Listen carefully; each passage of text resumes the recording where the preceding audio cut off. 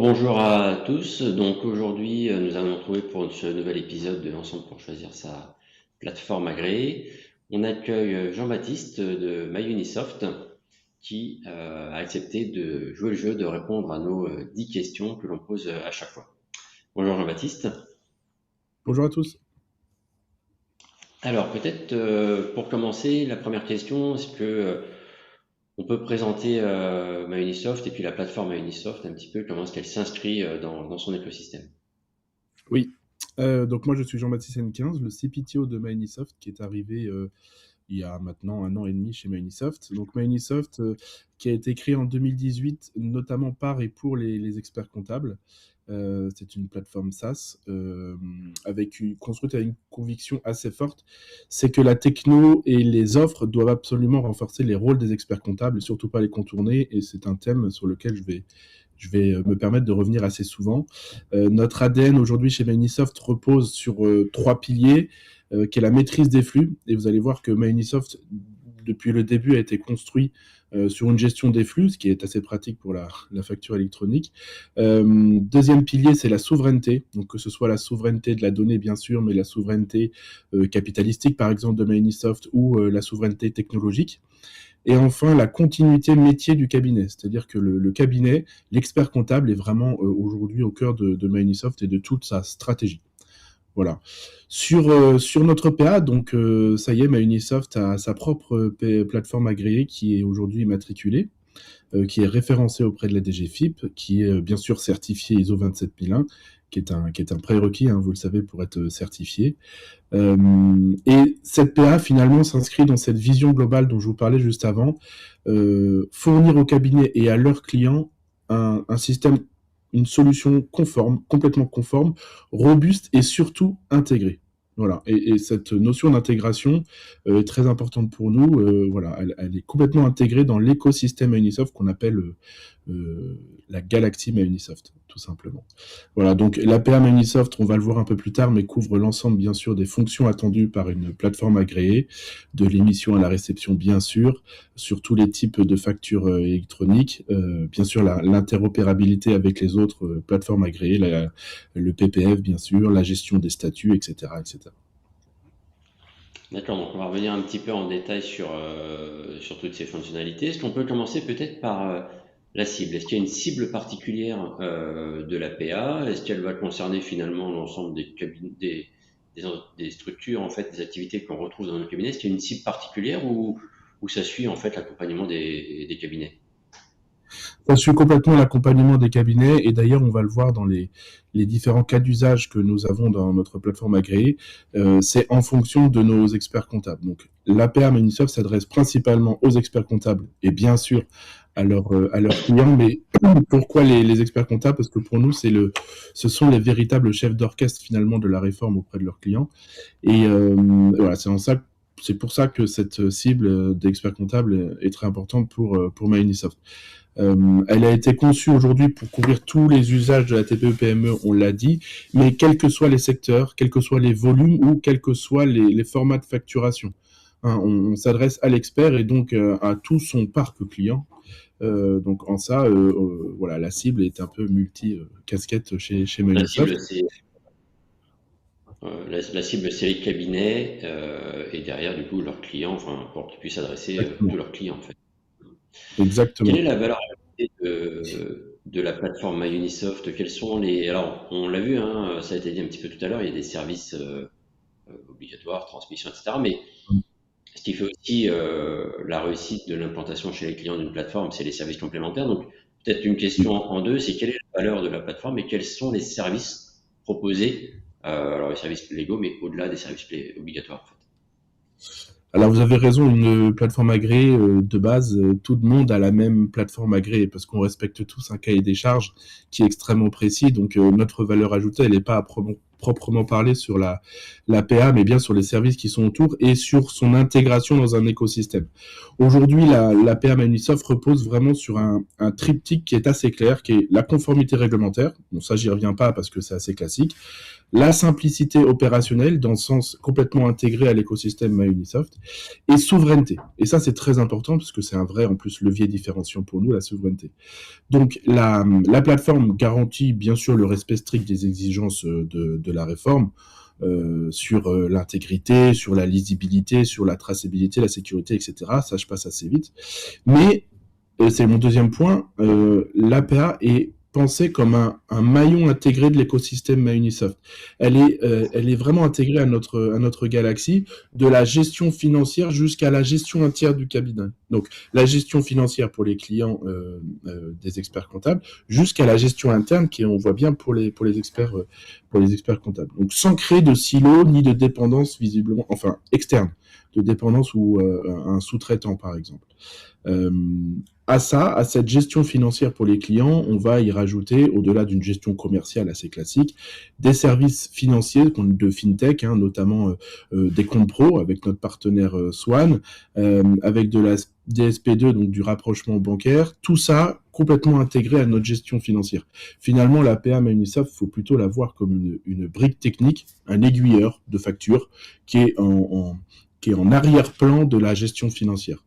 Voilà. Une autre valeur ajoutée de notre PA, ça rejoint le deuxième pilier dont je vous parlais, l'intégration dans l'écosystème, c'est que nous proposons bien sûr tout ça en marque blanche.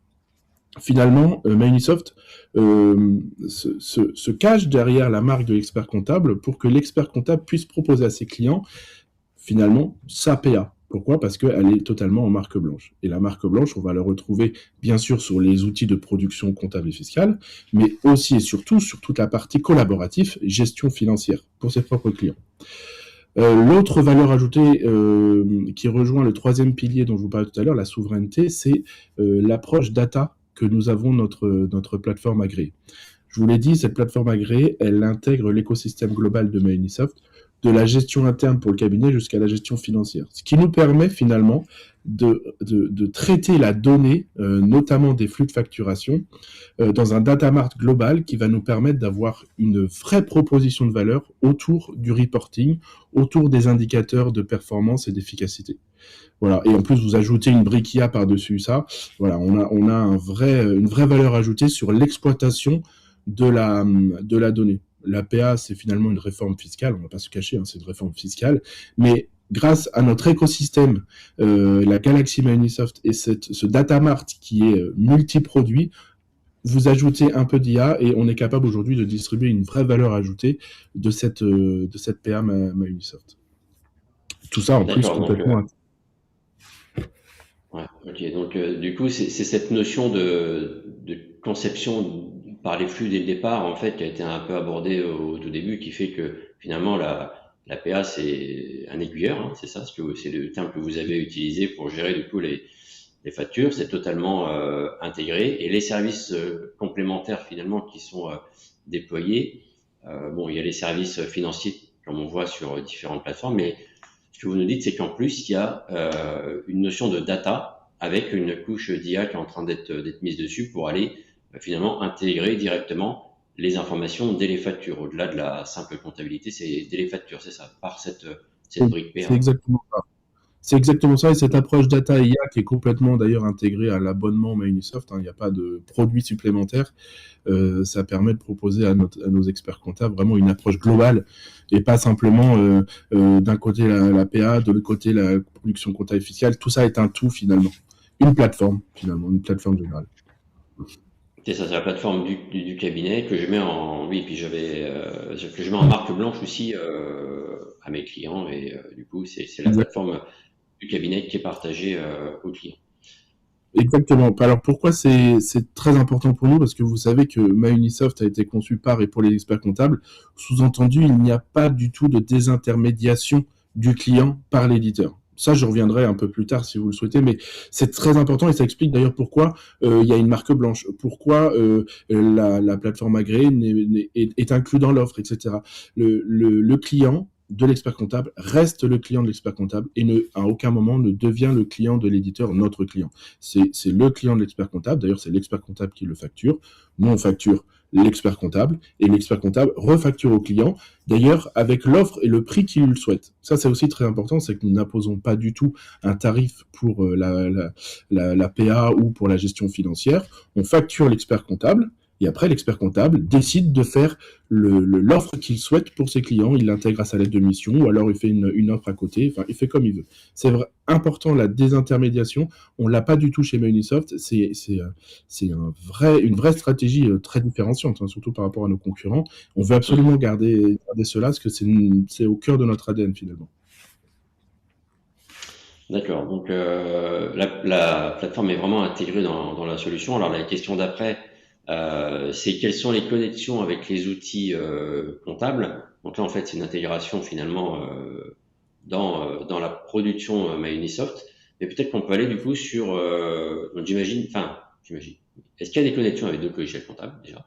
Et aussi peut-être les connexions avec les autres outils de gestion, puisque ce qu'on voit, c'est que nos clients, alors certains ont besoin qu'on leur mette à disposition des outils, mais d'autres ont des activités spécifiques, soit des systèmes de caisse, soit des systèmes de facturation dédiés, et il y a besoin qu'on puisse les connecter. Donc, quelle est la connexion en fait de MyUnisoft avec les autres logiciels de production comptable, est-ce qu'il y en a une ou pas, et quelle est la connexion avec les outils de gestion de nos clients? Oui. En fait, il y a plusieurs cas d'usage. Vous avez le cas d'usage, effectivement, d'un client qui a un vertical, par exemple une caisse, parce qu'il a un métier très verticalisé. Là, bien sûr, on va proposer à la caisse de se connecter directement à notre outil de production comptable et fiscale avec une redescente des statuts. Sous-entendu, ce vertical a déjà sa propre PA. Ça marche déjà, il n'y a pas de sujet. Vous avez le cas d'usage où votre client utilise un vertical pour sa facturation, mais n'a pas intégré à cet OD, à ce vertical, de PA. Dans ce cas-là, on va bien sûr lui proposer la PA Munisoft avec son front pour notamment gérer la réception, par exemple, des factures fournisseurs.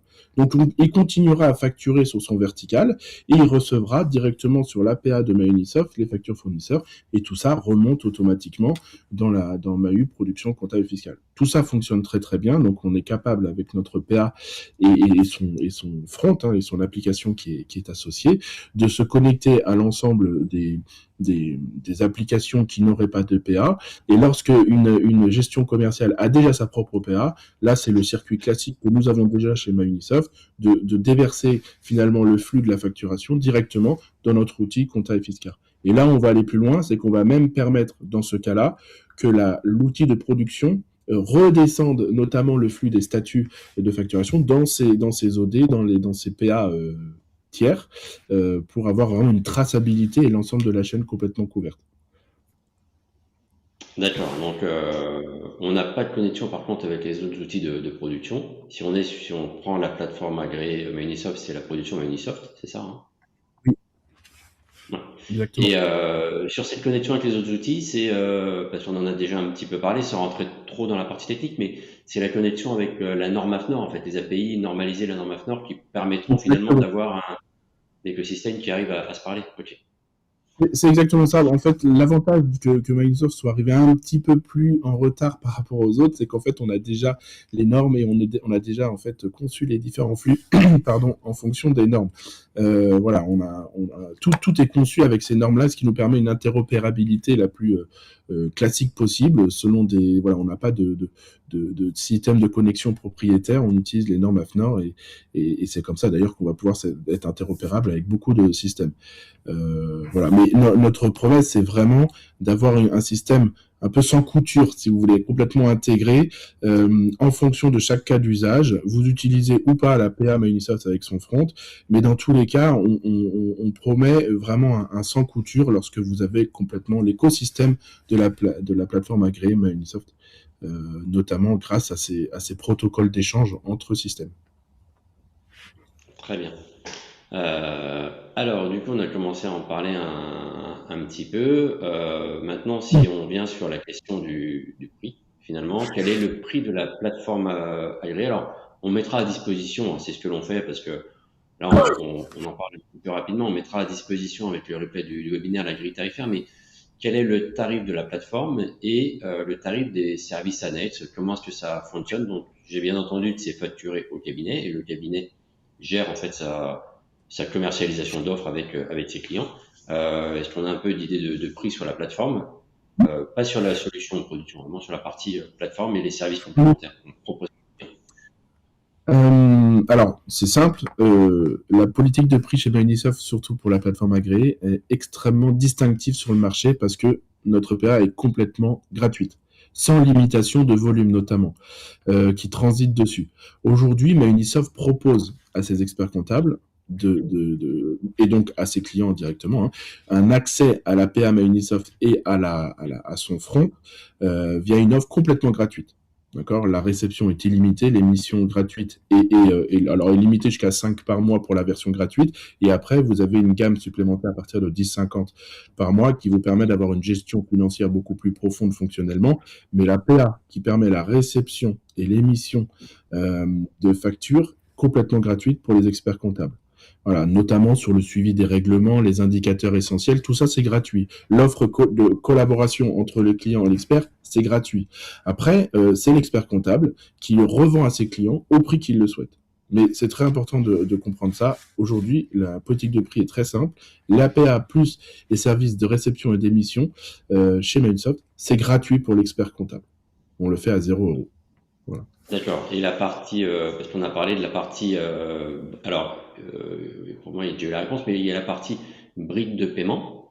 Oui, Il y a les factures au cabinet, et il y a la partie data IA, en fait, où là, c'est gratuit, c'est ça? Si on prend exactement. ces deux briques. Alors, la première brique, la gestion financière, donc avec notamment notre partenaire Swan qui permet de proposer un compte pro pour notamment payer, se faire payer, rapprocher ses écritures bancaires, etc. Ça va être à partir de la gamme qu'on appelle chez nous Start, qui est à 10,50 par mois. Mais encore une fois, 10,50, c'est le prix que nous facturons à l'expert. Ça vaut au moins 25 € sur le marché. Je reviendrai peut-être en conclusion sur cette notion en fait de prix facturé à l'expert que lui va pouvoir facturer à son client. Donc ça, c'est pour la première partie de la réponse. La gestion financière avec des services de compte pro démarre à 10,50 sur la version qu'on appelle Start. D'accord, qui est la même application que l'APA gratuite, sauf qu'on va ajouter des fonctions. Donc on ne change pas d'outil pour aller sur la Start. On ajoute juste, on active juste des fonctions qui sont à 10,50. On a 3 gammes sur la gestion financière chez Microsoft. En plus de la version gratuite, on a la Start, dont je viens de parler. Et puis après, on a la business et la performance. Plus on avance dans les gammes, plus bien sûr, on a des fonctionnalités avancées sur la gestion de stock, etc., sur les CRM. Voilà. Sur la deuxième partie de réponse, sur l'IA, sur la data, ça c'est complètement intégré à l'offre de gestion de production, enfin de comptabilité de production fiscale. Donc vous avez déjà toute la partie data avec un data vise et l'intégration des briques IA qui sont inclus dans l'abonnement côté prod. Voilà, cette fois-ci. Mais cet abonnement data côté prod permet d'exploiter bien sûr la donnée venant de vos clients, de la gestion financière de vos clients.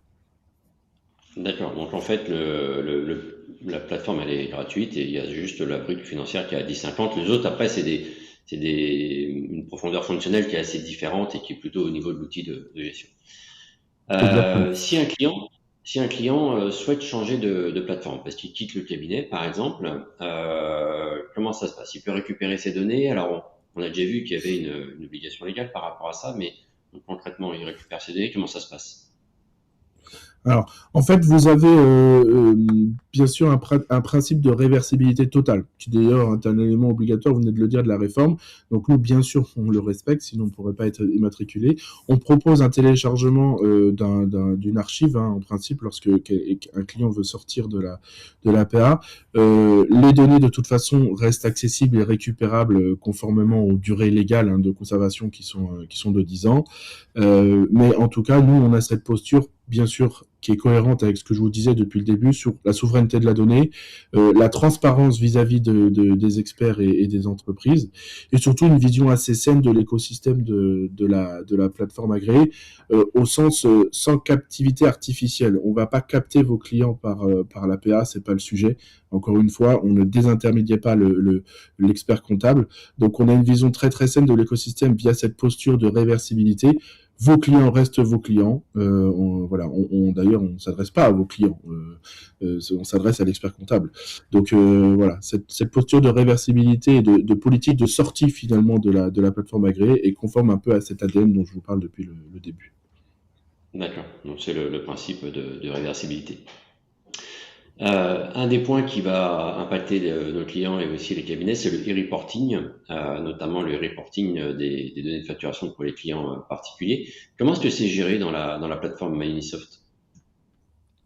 Euh, En fait, la PA Microsoft, elle va être conçue sur la partie reporting, puisque c'est lié avec l'émission. Vous savez que c'est l'émission, la PA d'émission qui porte ce reporting.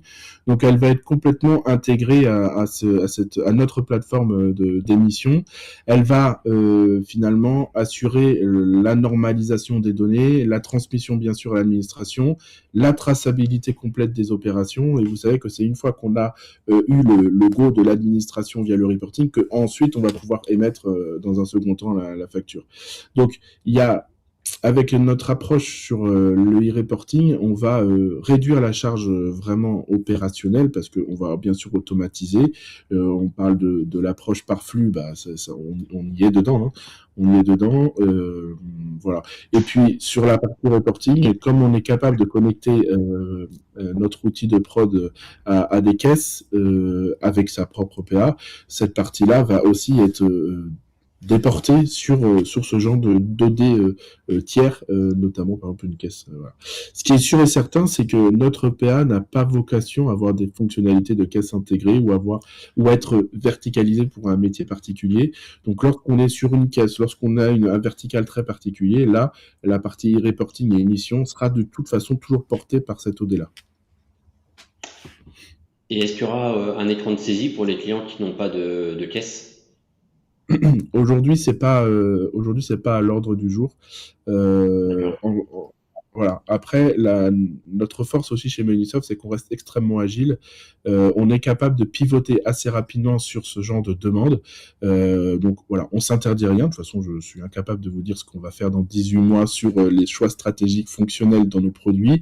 Mais là, à date, on va se concentrer vraiment sur le standard et on va laisser aux OD spécialisés la charge de construire ce genre de fonction très particulier. Ok. Alors une question un peu plus rapide, si on approche de la fin, c'est où sont stockées les données? Alors, nous avons de toute façon une stratégie très très orientée souveraineté dont je vous parlais tout à l'heure, également sur la partie data. Donc, il est évident que de toute façon toute la partie plateforme agréée, c'est une exigence de la réforme. Elle est hébergée sur un hébergeur qui s'appelle Outscale, qui est un tiers de confiance Technium Cloud. Mais nous, on va beaucoup plus loin, c'est-à-dire que l'ensemble de la galaxie Microsoft est aujourd'hui sécurisé, gouverné, hébergé chez des partenaires français, notamment OVH, pour pas les citer, ce qui montre bien qu'on n'est pas sur un discours marketing quand je parle de souveraineté. Dans les faits, toutes les données du client ou de l'expert sont aujourd'hui stockées, hébergées, redondées chez des acteurs français, voire européens. On a une sauvegarde à froid, mais ça reste toujours dans l'Union européenne bien sûr, des notions de sécurité. On ne met pas tous nos œufs dans le même panier. Si jamais OVH brûle, par exemple, on a toujours des sauvegardes à Ça froid arrive, qui ouais. sont Ok, donc c'est stocké en France. Alors, on est un peu en avance chez Ensemble pour Agir, parce qu'à chaque fois on demande combien de cas d'usage vous gérez parmi les 47. Alors il n'y en a que 42, mais on pense qu'il y en a d'autres qui vont sortir, c'est pour ça qu'on parle toujours de 47. Quels sont l'idée, c'est que vous gérez tous les cas d'usage, vous avez fait le choix de n'en gérer qu'une partie, enfin quelle est votre politique par rapport à ça? Alors aujourd'hui, pour être très très clair, c'est que nous avons développé 31 cas d'usage sur les 42. Pourquoi? Parce que on fait une approche assez progressive de la réforme, une approche très pragmatique. Donc, il y a des cas d'usage, aujourd'hui, ça ne concerne pas nos experts comptables, donc on ne va pas forcément les faire tout de suite. Donc aujourd'hui, bien sûr qu'on va répondre à la réforme avec la majorité des flux réel des cabinets, le B2B domestique, l'interopérabilité, PPF, le reporting, la gestion des statuts, enfin j'en passe, je ne vais pas rentrer dans tous les cas d'usage. Mais aujourd'hui, à date, nous avons 31 cas d'usage qui sont prévus et développés. Pourquoi? Parce que les 42 ne concernent pas notre cible, tout simplement. Et qu'avec les nouveaux cas d'usage qui vont sortir, à chaque fois, on se posera la question, est-ce que ça concerne les experts comptables ou pas? Tout simplement. c'est vrai que dans les 42, il y a quelques cas d'usage quand même assez exotiques où on rencontre pas forcément les clients dans les cabinets. Donc, du coup, voilà. Mais par contre, si demain j'ai le 32e cas qui se présente à moi et que je suis équipé de Microsoft, je vous préviens et vous faites le développement. C'est ça, en fait, votre C'est politique par exactement rapport ça. aux cabinets. D'accord. C'est exactement ça. Il faut bien comprendre que la stratégie de Microsoft, c'est pour les experts comptables. D'ailleurs, petit aparté, mais à l'heure où on a une hyper-centralisation des cabinets, la valeur du cabinet est de plus en plus importante. Et grâce, en fait, à un éditeur comme Microsoft, puisqu'il n'y a pas de désintermédiation, puisque les clients de l'expert n'est pas le client de l'éditeur, la valeur du cabinet n'est pas ponctionnée par l'éditeur. Et ça, c'est très important. C'est un peu notre ADN et notre stratégie. Un expert comptable qui est aujourd'hui sur Microsoft n'a pas de perte de valeur, son cabinet ne perd pas de la valeur parce que ses propres clients restent ses clients et ne sont pas les clients de l'éditeur.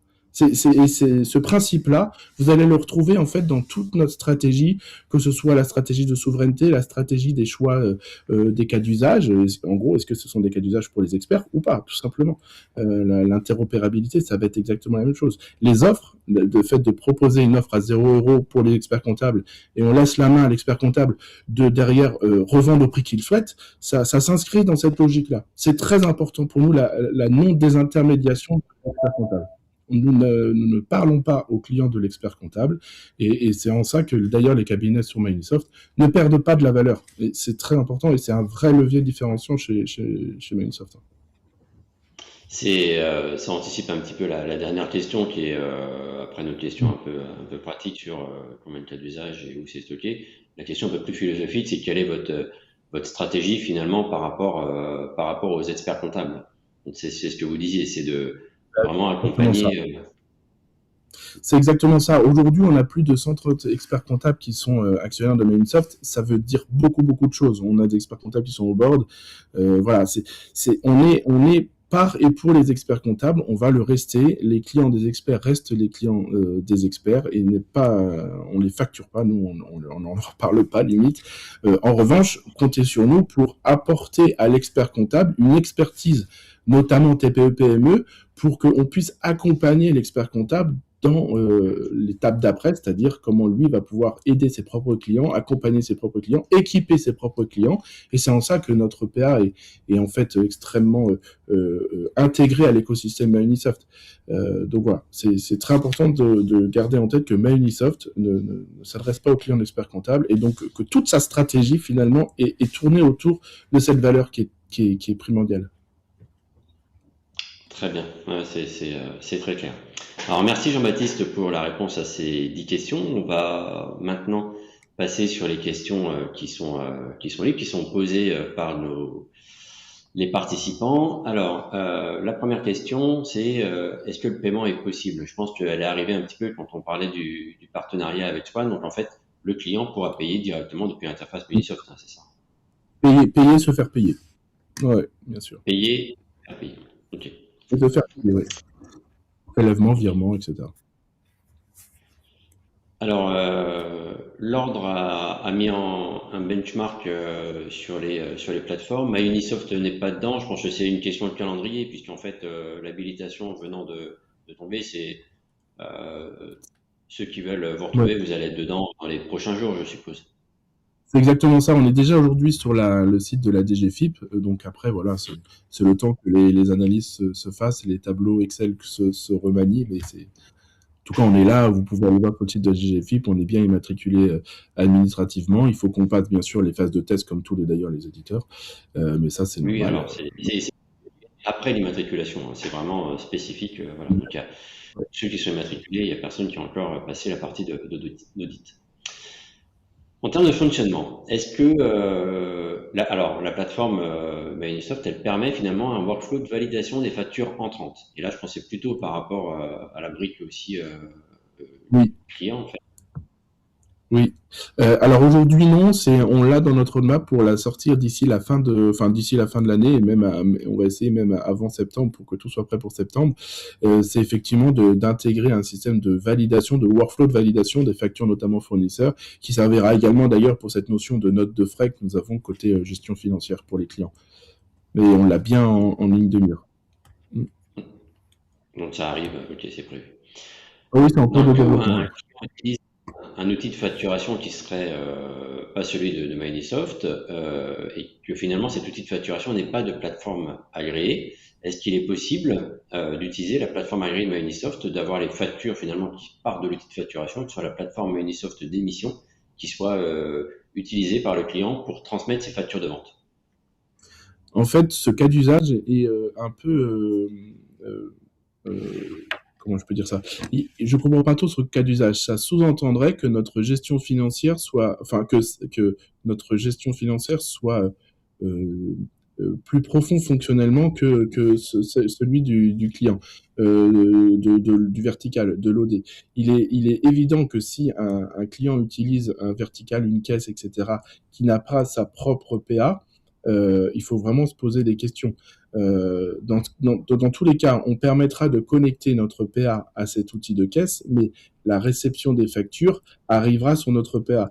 On va plutôt se poser la question sur l'émission de la facture. L'émission restera toujours sur l'OD ou le vertical ou l'outil de caisse, mais il lui faudra dans cet outil de caisse une PA, c'est sûr. On va pas pouvoir créer la facture dans une caisse, envoyer le flux sur notre gestion financière slash notre PA pour ensuite rebondir et l'envoyer au destinataire.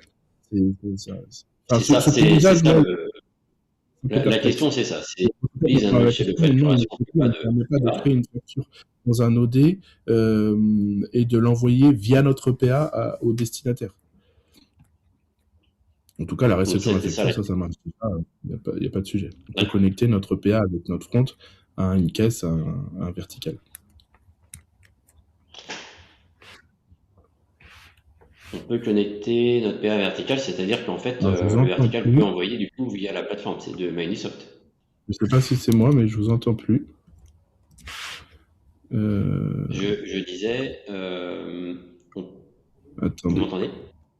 Ah, c'est bon, c'est revenu. Bizarre. Ok. Ouais, c'est bon.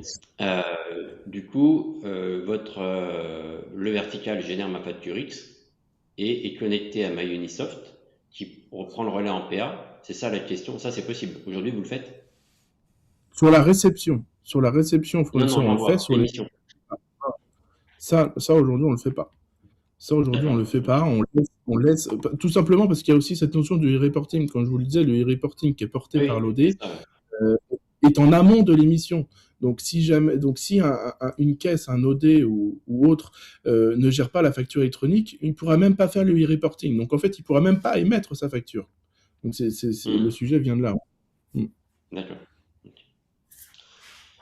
Saisie manuelle des tickets Z possible, on y a répondu, donc ça c'est non aujourd'hui. Le reporting sera connecté avec les logiciels facture, de caisse qui seront connectés.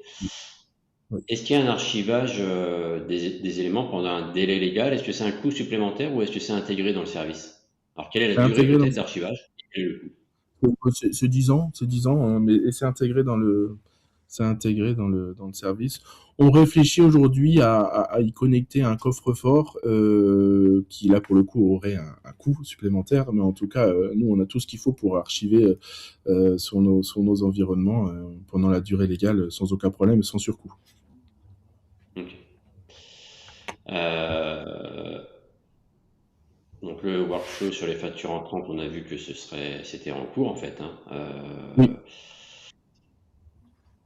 Est-ce qu'on a une liste des éditeurs avec donc plutôt d'outils de gestion avec lesquels MyUnisoft fonctionne aujourd'hui? Ou est-ce qu'il faut qu'on aille peut-être regarder sur le site? Enfin, Oui, oui, il y en a beaucoup, beaucoup. On a plus de 150 partenaires. Il y en a à peu près 5 par mois qui sortent. Donc, on d'accord. a énormément d'intégration.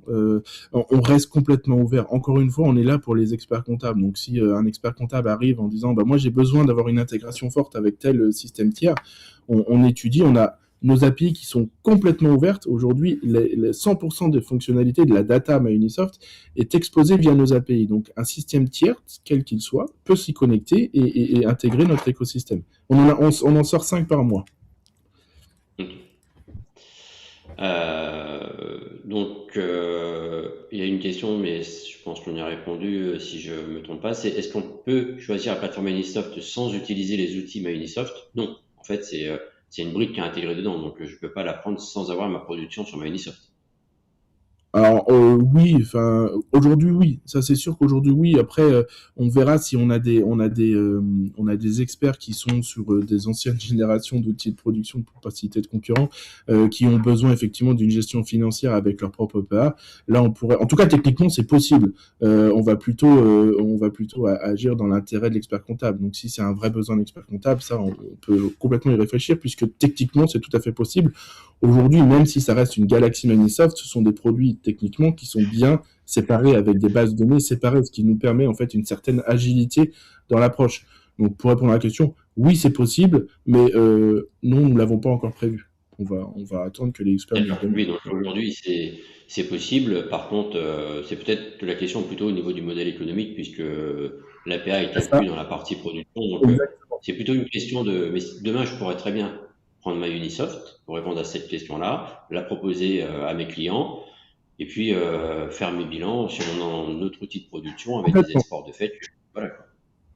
Oui, ou même plus que les exports de fake, puisqu'encore une fois, on est capable d'être interopérable avec beaucoup d'outils de production, techniquement, encore une fois. D'accord.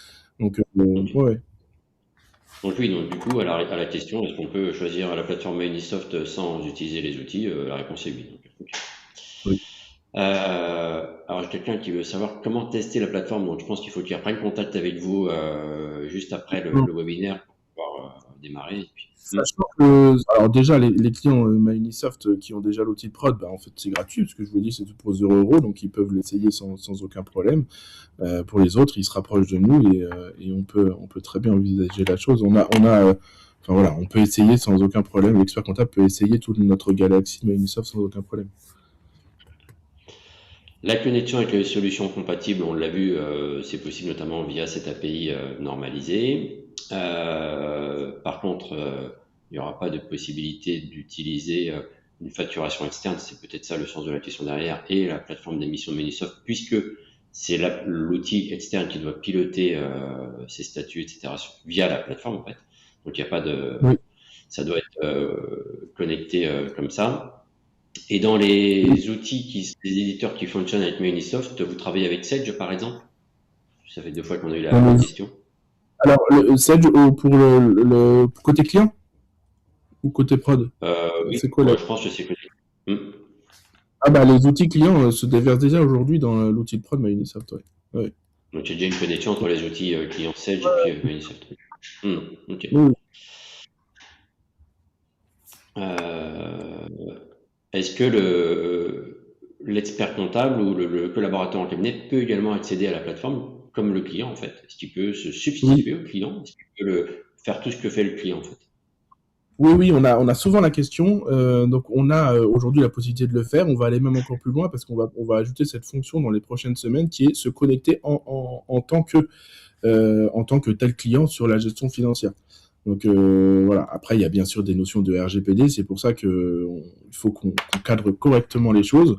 Mais il est évident que cette demande, elle arrive souvent. Donc on est en train de la développer. Aujourd'hui, c'est déjà possible, mais à la place du client. Et demain, on va aller encore plus loin. C'est au nom du client. C'est-à-dire que c'est notre propre login en tant que collaborateur du cabinet qui va se connecter en tant que le client du pont sur sa gestion financière. Très bien. Eh bien, merci. On est venu au bout des questions complémentaires. Merci d'avoir joué le jeu de nos 10 questions et d'avoir joué le jeu des questions derrière. C'est des éléments. J'invite les participants à revenir vers vous. Et puis, ben, on retrouvera tout ça, le replay sur le site d'Ensemble pour sa PA. Bonne journée à tous et à très bientôt. Merci beaucoup. Bonne journée.